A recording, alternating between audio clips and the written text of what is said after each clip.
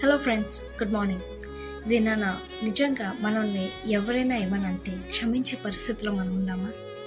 మనం ఇతరుల మీద ఏదైనా ఆ టైంకి ఆ మూమెంట్కి మనకి అబద్ధం చెప్పాలనిపించి మనం ఏదో సేఫ్ జోన్లో ఉండి వాళ్ళని ఇబ్బంది పెట్టేటట్టు అయిపోయి మనం అబద్ధం చెప్పేసాం అనుకోండి, ఆ పర్సన్ దగ్గరికి వెళ్ళి నాకు క్షమించవా అని మనం అడగగలపండి. మనం మొహం చాటేస్తూ ఉంటాం ఏదైనా తప్పు చేసినప్పుడు. ఈ దినాన మనం నిజమైన పశ్చాత్తాపం కలిగి ఉన్నామా లేదా అనేది మళ్ళీ మనం ప్రశ్నించుకుందాం.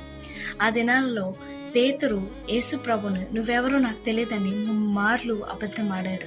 కోడి కోయకమునిపే యేసు అయ్యా ఆల్రెడీ తనకు ముందే చెప్పేశారు, కానీ నేను అలా చేయను ప్రభా అని చెప్పేసి 3 సార్లు దేవుడెవరో నాకు తెలియదు అని చెప్పేసి అన్నాడు.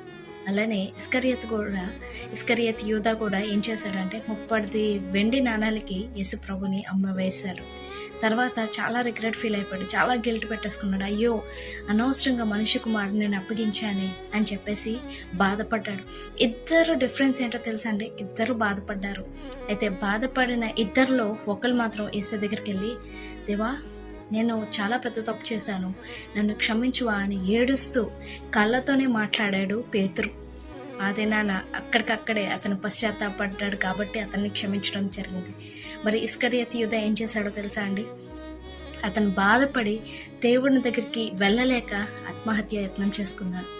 ఇద్దరిలో పశ్చాత్తాపం అనేది నిజమే, కానీ ఎవరు దేవుని దగ్గరికి వెళ్తారో వాళ్ళు మాత్రమే రక్షింపబడతారు, క్షమింపబడతారు. మరి ఈ దినాన ఎంతమంది నిజంగా పశ్చాత్తాపడి దేవుని సన్నిధానానికి వెళ్తున్నారండి? ఒకవేళ మీరు దేవుని సన్నిధానానికి వెళ్తేనే మీరు రక్షింపబడతారు, క్షమింపబడతారు. ఒకవేళ నేను చేసిన తప్పు నేను వెళ్ళలేను అనుకుంటే మాత్రం మీరు ఎన్నటికీ క్షమింపబడరు, రక్షింపబడరు.